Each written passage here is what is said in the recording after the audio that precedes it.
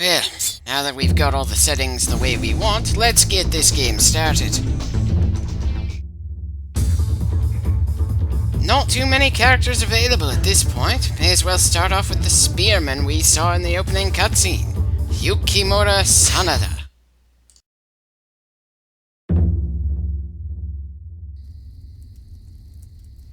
Note to self, make sure to hire better cartographers. Of course, comparing that map to the one for Middle-earth might be a bit unfair.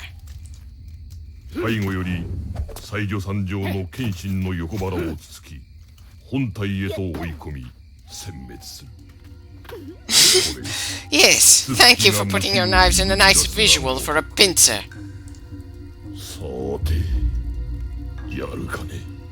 Not really. You haven't told Yukimura his part of the plan, and I didn't hear any of the other members of your war council saying anything, or even reacting to what you said.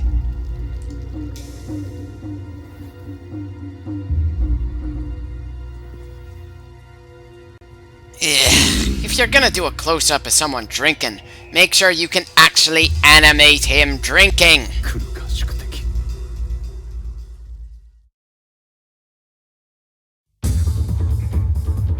Okay, that map doesn't look anything like the map we saw on the planning table. Since this is our first character, we don't have anything to give him at this point. But at the very least, let's give him the maximum number of bodyguards we can. The Kengo, or Master Fencer Group, will do. Not that I'd call them Master Swordsmen. I've never really seen them have much, if any, impact on the battlefield. They're just there to follow us into the thickest of the action and try to keep at least a few of the enemy busy while we clean house.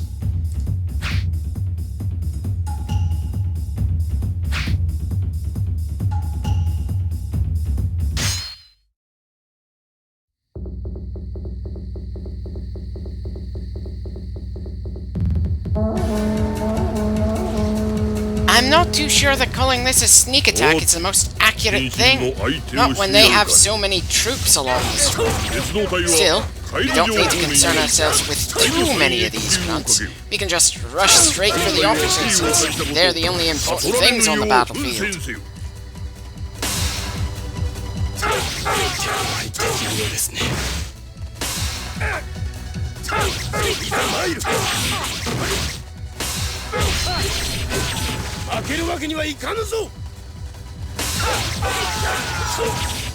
Well, that's one officer down. Certainly simple enough when you know what you're doing. And while we could be slaughtering a lot more enemies than what we're picking and choosing, in these kinds of games you've got to pay attention to how your army as a whole is doing.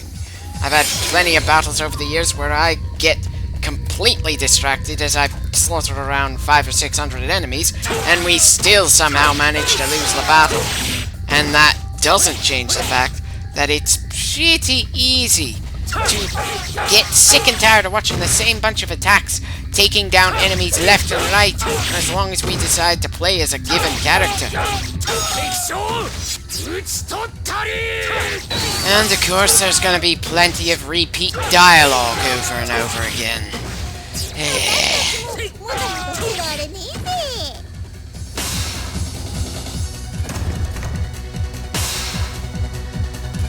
A thick fog that only affects our minimap, not our actual ability to see anything in front of us. What the hell is this, Advance Wars?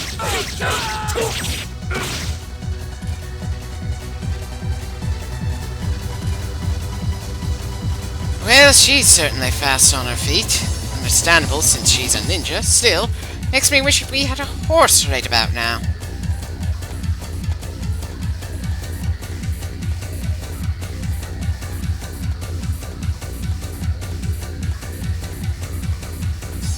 This is really highlighting just how little the numerous grunts on the battlefield matter to named characters.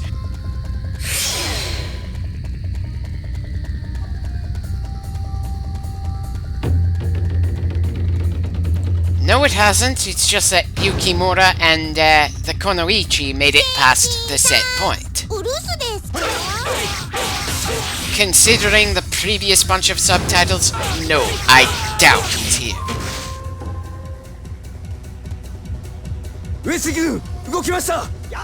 The main camp is looking pretty empty right now.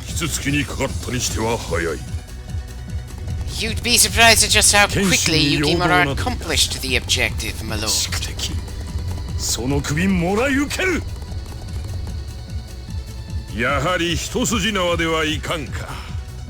It's extremely hard to tell how difficult or easy a battle is for the commanders when the player character is so overpowered compared to absolutely everyone else. I get that this is our very first mission, but come on! I was expecting something more from normal difficulty.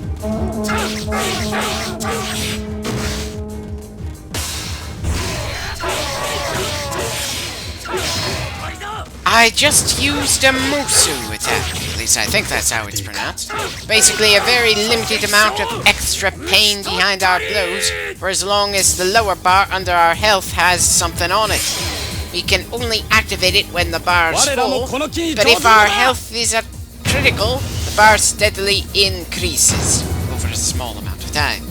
Regardless of character, it's a nice tool to have if you're feeling overwhelmed for a moment.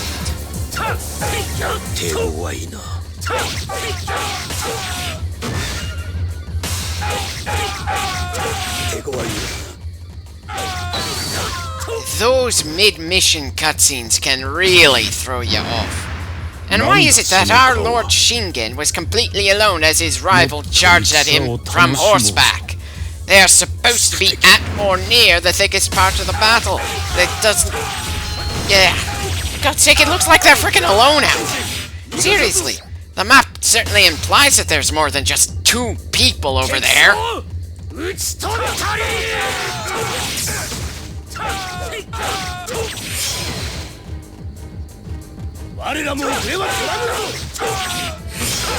Yeah. Kind of annoying that it takes a bit for the doors to register that the guy keeping them shut is dead. Still, it's not like the hordes of troops between us and where we need to be are all that intimidating when we can just run right by them.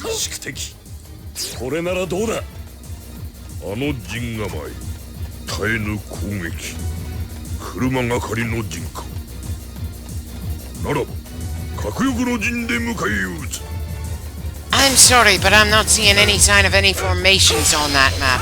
I don't doubt that these 2 generals were the best of their generation, and could make anyone younger than them seem like fools, but unless we actually see the cleverness being done, it's just not gonna work.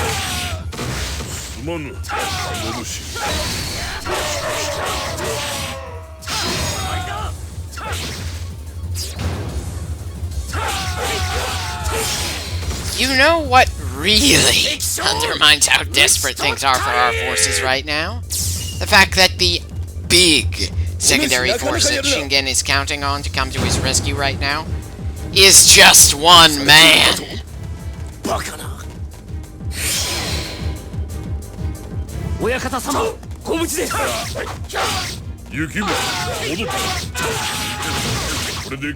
Oh please, one man crossing an invisible line shouldn't be enough to change the tide of a battle that's going against you.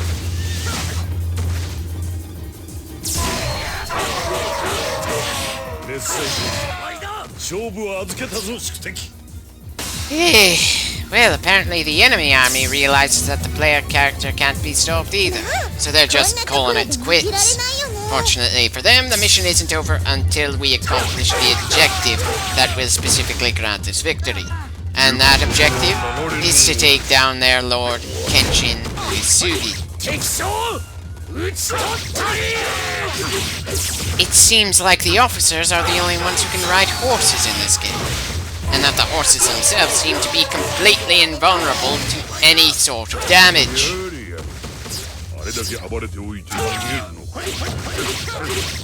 Indeed, sir. It's not like we're invincible, just extremely and absurdly badass. If they were determined enough to stay together instead of splitting off as they retreated, then they might have been able to win. Especially since even their grunts are able to rout our officers for some reason. I agree. It is completely baffling that we are losing officers when the enemy's feeling desperate enough to start pulling out. Still, I suppose I should be forgiving of little details like that, since this is the first game of this sub-series.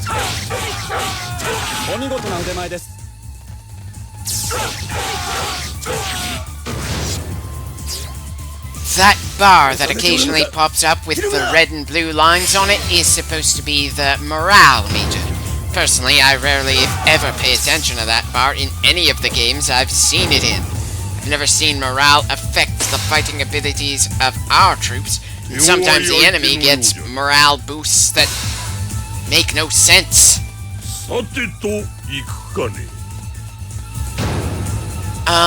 My lord, the battle has been going on for several minutes already. Don't you remember saying a few words for the, more notable casualties?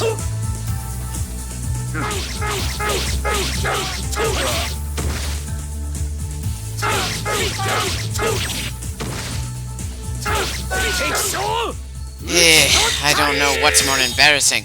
How easy it was for us to kill that enemy officer, or the fact that the man we came down here to save was practically letting the enemy beat him to death.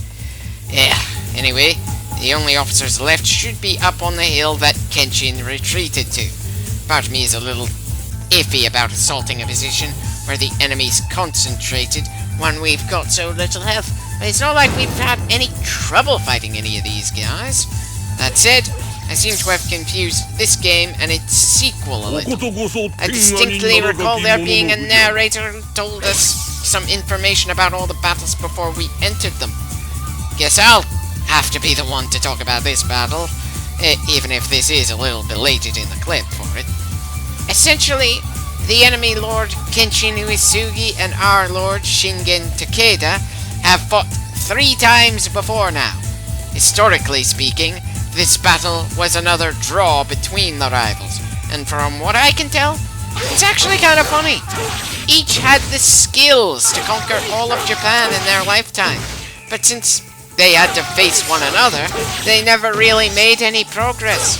So they ended up dying of old age as the next generation's warlords. Men who Shingen and Kenshin proved they could crush, united the country instead. I've seen more than a few different takes when it comes to this pair, though my personal favorite has to be the Sengoku Basara incarnations. At the very least, I suggest watching the anime. Unfortunately, the game series Sengoku Basara didn't get much of a chance here in the States. We got the butchered localization known as Devil Kings in 2005, a year after this game was released. And by the time any other releases to that series came out, on this side of the Pacific, 2010, I wasn't in the mood for any Dynasty Warriors-inspired games. Maybe one day I'll try to LP that series as well, but I wouldn't hold my breath on that. There's plenty of other things to do on my to-do list.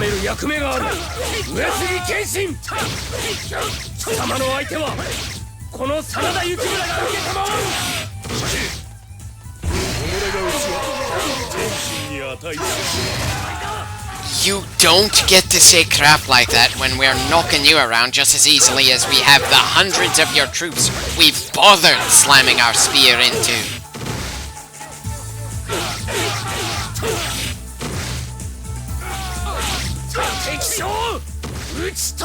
And that does it. Our first battle is over.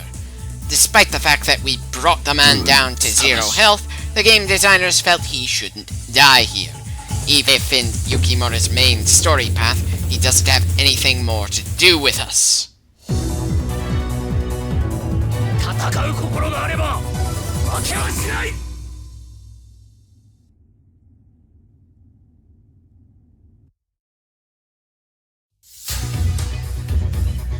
I don't think I've ever felt a point in watching the after-mission map screen. We already know how we did on the battlefield, and it's not like the efforts of our allies were anything worth paying attention outside of did they somehow manage to fail the mission for us. Anyway, we've gained some items and those will prove useful.